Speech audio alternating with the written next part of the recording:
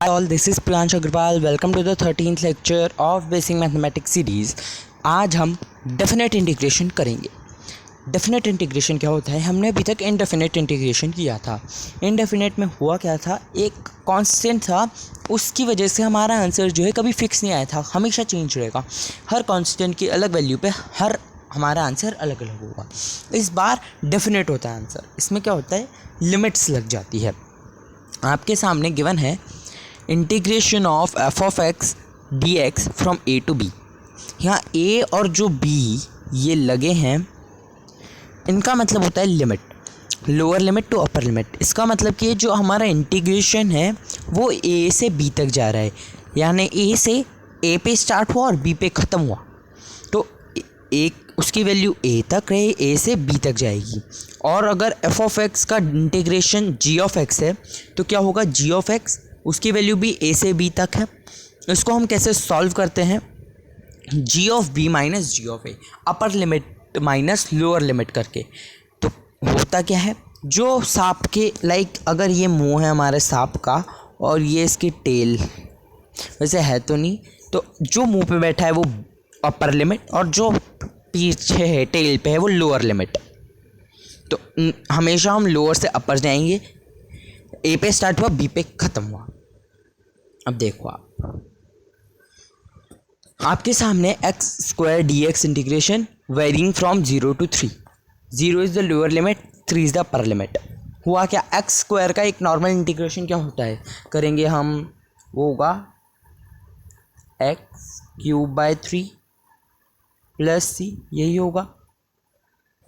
लेकिन अब इसमें लिमिट्स लग गई 0 से 3, और हमने क्या पढ़ा, g of b minus g of a. पहले 3 की वैल्यू, बड़ी वाली वैल्यू पुट करो, वो आएगी 3 cube is 27/3 plus c minus 0 put करो 0/3 प्लस सी। अब क्या होता है, कांस्टेंट से कांस्टेंट कैंसिल हो जाता है, ये बनेगा 9, तो हमारा 9 माइनस 0 आंसर आ जाएगा 9। तो एक डेफिनेट आंसर आ गया, चेंज नहीं होगा अभी आंसर, क्योंकि यहाँ कांस्टेंट का कोई काम नहीं है। इसलिए हम इसे डेफिनेट इंटीग्रेशन बोलते हैं कि इसके आंसर एकदम परफेक्ट होता है, एकदम डेफिनेट होता है। इसमें लिमिट्स लग जाती हैं, अपर लिमिट माइनस लोअर लिमिट करना है। एक नॉर्मल इंटीग्रेशन करो, फिर अपर लिमिट माइनस लोअर लिमिट कर दो और कांस्टेंट के टर्म्स जो है कैंसिल हो जाएंगी। ये बहुत अच्छी बात है, कांस्टेंट कैंसिल हो गया, डेफिनेट आंसर आएगा। उसी तरीके से sine square x d x 0 to π/2। Sine square का लास्ट टाइम ही किया है, क्या था, x/2 minus sine 2x/4 plus c, values लगाओ π/2 से 0। तो x π/2 कितना होता है, π/2/2 कितना हो जाएगा, π/4 बनेगा। वैसे अच्छे से लिखते हैं इस बार अपन, क्या होगा, π/4 माइनस साइन π/4, क्योंकि π/2 इंटू 2 है तो 2 कैंसिल हो जाएगा, sign π/4 plus c minus 0/2 minus sign 0/4 plus सी, ये कैंसिल, ये भी 0 ये भी 0 आएगा, तो इसको हटा ही दो, केवल इसको सॉल्व करना है तो मुझे। और sine pi is what, 180, sine 180 होता है 0। तो क्या बन गया ये, π/4 माइनस 0, आंसर विल बी π/4। और π/4 कितना होता है, 45 डिग्रीज, या तो π/4 भी बोल सकते हो आप answer, 45 degrees depending on our options. और अगर हमारे सब्जेक्टिव है तो π/4 लिखो, ब्रैकेट में करके 45 डिग्री लिख दो, लेकिन मेन आंसर आप π/4 ही लिखोगे, क्योंकि हमें जो लिमिट्स है पाई की फॉर्म में दे रखी थी, तो सेफर साइड रहेंगे। अब आता है नेक्स्ट टॉपिक, वो है एरिया अंडर द कर्व। अब ये इक्वल डेफिनेट इंटीग्रेशन के इक्वल होता है। इससे पहले आप मेरी बात पे ध्यान दो, हमने पढ़ा integration is just opposite of differentiation. Differentiation slope देता है, स्लोप गिव्स डिफरेंशिएशन या डिफरेंशिएशन गिव्स स्लोप। अब अगर मेरे पास एक वेलोसिटी टाइम ग्राफ है, वेलोसिटी भी नहीं, हाँ डिस्प्लेसमेंट टाइम ग्राफ है, एक्सटी ग्राफ है, इसका अगर मैं स्लोप बनाऊंगा तो मुझे क्या मिलेगी, वेलोसिटी मिलेगी, हाँ डिफरेंशिएशन से। अब अगर मैं वेलोसिटी टाइम ग्राफ बनाऊंगा तो उसका एरिया क्या देता है मुझे, हम बोलते हैं ना एरिया निकालो, वो हमें डिस्प्लेसमेंट देता है और उसका स्लोप एक्सेलरेशन देता है, और एक्सेलरेशन टाइम ग्राफ का एरिया निकालोगे तो वो हमें क्या देता है, वेलोसिटी। तो आप समझ सकते हो यूँ भी कि डिफरेंशिएशन से स्लोप निकल रहा है तो इंटीग्रेशन से एरिया निकलेगा, उल्टा उल्टा हो जाएगा। लेकिन अगर हम दोबारा हम इसका साइंटिफिक मेथड देखें, ये आपके पास एक कर्व था, ये मैंने 2 पॉइंट्स लिए x, x plus D x, बहुत छोटा डिफरेंस था dx, इसलिए d लगाया। अब 2 स्ट्रिप्स थी, ये y है तो, और ये बहुत छोटी है, बहुत छोटी, वेरी वेरी स्मॉल, तो ये एक रेक्टेंगुलर, ये एक स्ट्रेट लाइन बन जाएगी और ये रेक्टेंगुलर बन जाएगा। वो हमने जूम करके दिखा रखा है इसलिए, वरना एक रेक्टेंगल बन जाएगा। अरे एक रेक्टेंगुलर स्ट्रिप का एरिया क्या होता है, length into breadth, y is a function of x, ये तो हमें पता है। अब छोटा एरिया इसलिए हम उसको डी ए लिखेंगे, और डी ए क्या है, length y, breadth d x, y d x. अब ये तो एक पर्टिकुलर, एक बहुत छोटी उसका कर्व का अंडर का एरिया था, मुझे पूरा ए से बी तक निकालना है। अब हम क्या करेंगे, ऐसे ही बहुत सारी स्ट्रिप्स बनाएंगे, सबको ऐड कर देंगे, और इंटीग्रेशन हमें सम, इंटीग्रेशन क्या होता है, समेशन होता है, इंटीग्रेट करते हैं, सम करते हैं, ऐड करते हैं। डिफरेंशिएशन में हम डिफरेंशिएट अलग अलग करते हैं, इंटीग्रेशन में हम एक साथ करते हैं, उसको सम करते हैं उसका। तो एक तरीके से मुझे अगर पूरे इस कर्व का एरिया निकालना है तो मैं इस डी वाई का इंटीग्रेशन कर दूँ, मैं क्या करूँगा, डी वाई का डी ए का इंटीग्रेशन कर दूंगा। देखो अब डी ए का इंटीग्रेशन ए से बी तक वेरी कर रहा है, और डी ए क्या है, y d x, y is a function of x, तो क्या बन गया, ए से integration of f of x d x from a to b हो गया। और यही तो डेफिनेट इंटीग्रेशन के इक्वल है। तो अगर कोई भी कर्व है उसके अंडर एरिया निकालना है हमें, तो वो कैसे पता चलेगा हमें, बाय डेफिनेट इंटीग्रेशन। और मैंने आपको एक और चीज़ बताई कि डिफरेंशिएशन से स्लोप निकल जाता है, और इंटीग्रेशन से हमारा एरिया अंडर द कर्व निकल जाएगा वेरी वेरी इजीली।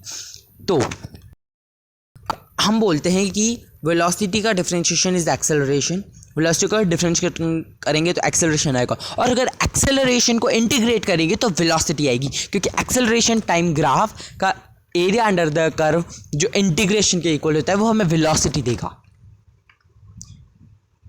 तो differentiation as a rate of change हमने यूज़ किया था, इसलिए delta v d v by d t a आता था, तो इस तरीके से डी ए डी टी आ जाएगा डी वी और वी। तो अब हम कुछ क्वेश्चंस करते हैं। शेडेड एरिया निकालना है, एक कर्व है, y is a function of x sine x, आपको वैल्यूज़ दे रखी है, ये 0 ही है ऑब्वियसली, ये ओरिजिन है, और ये पाई दे रखा है, कर लो। क्या करेंगे, एरिया निकालना है a इंटीग्रेशन y dx और sine x with respect to x from 0 to pi, क्योंकि 0 टू पाई ही जा रहा है, वो लगा दो। Upper limit minus lower limit sine pi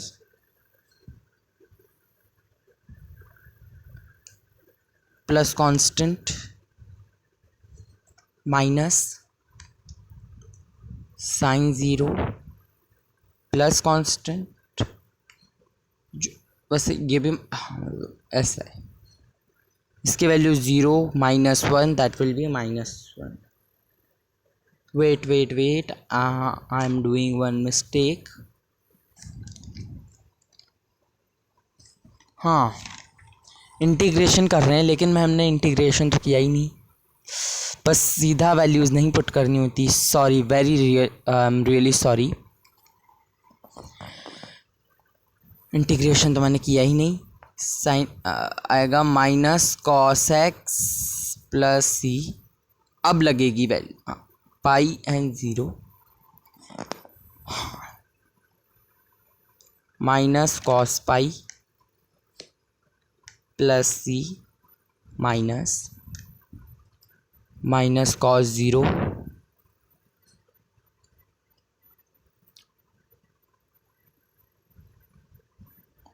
plus plus c did a mistake, I'm really sorry for that, minus cos pi की value होती है -1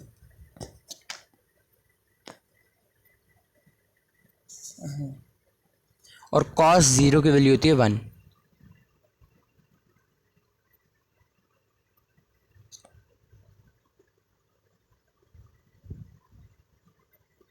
वेट अ मिनट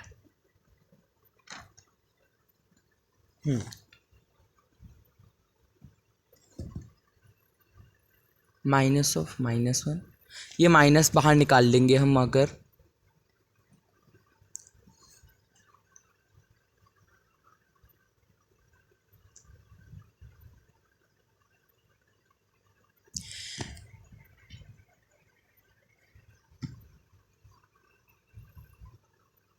+1 यह जाएगा 2k को।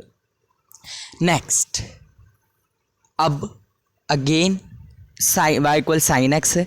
इस बार π/3 से π/2 जाना है, पूरा कर्व का नहीं, इस केवल इस रीजन का हमें केवल इस रीजन का एरिया निकालना है। निकालते हैं, अगेन वही आएगा, area is what integration of, limits बाद में लगाऊंगा अभी, चलो ठीक है, साइन एक्स डी एक्स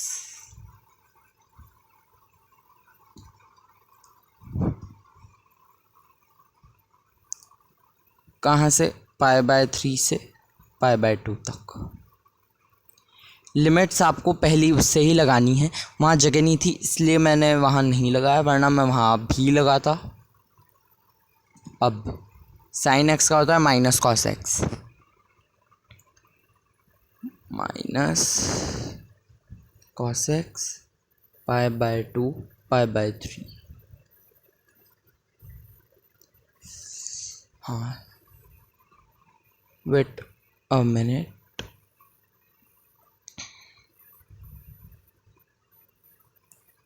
हाँ अब मैं लिखूँगा माइनस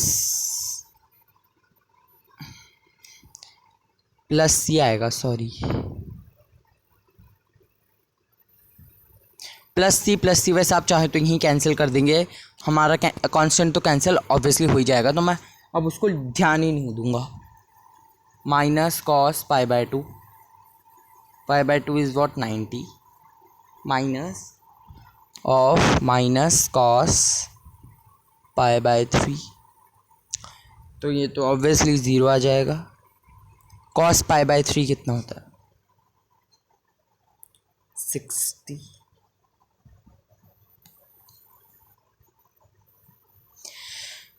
कॉस π/3 होगा 60, तो ये हो जाएगा हाफ प्लस हाफ, तो answer is half units square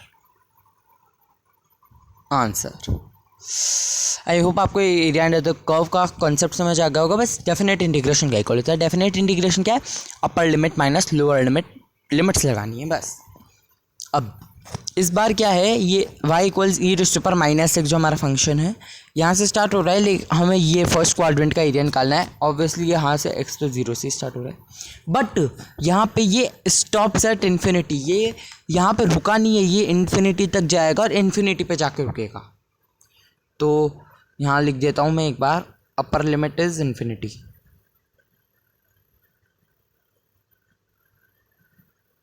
क्योंकि ये जो है इन्फिनिटी पे जाके स्टॉप होने वाला है। अब integration of e⁻⁻x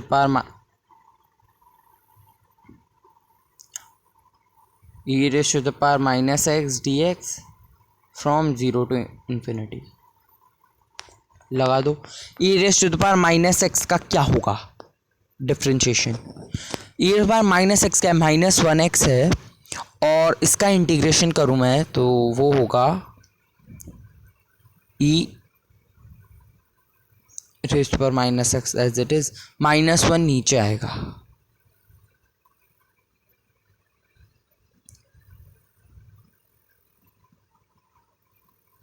infinity 0, minus e raise to power x हो जाएगा ये बस एक तरीके से।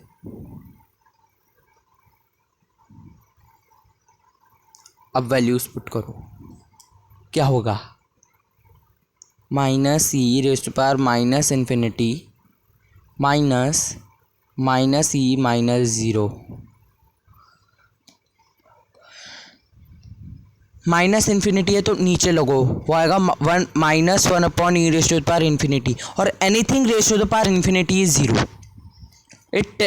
एनीथिंग ये आपको पता होना चाहिए कि anything raise to the power infinity will become 0, ये बन जाएगा anything raise to power 0 is 1, तो -1 मतलब देखना 0 -1 ई रेज़ टू पावर -0 की वैल्यू होगी 1, तो -1 -1 लगा रहेगा तो वो माइनस ही रहेगा, ये बन जाएगा +1 and this is our answer.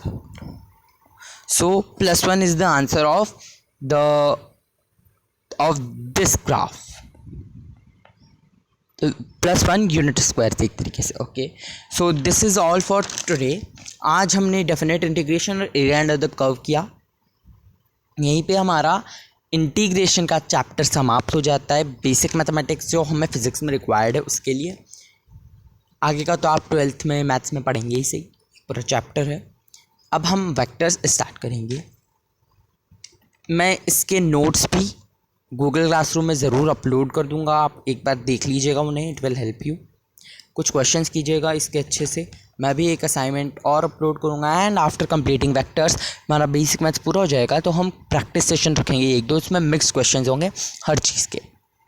B prepared for that also, and if you people want I will make a quiz also, I will see for that, but हम प्रैक्टिस सेशंस रखेंगे। Thank you for watching this video, have a nice day, bye bye.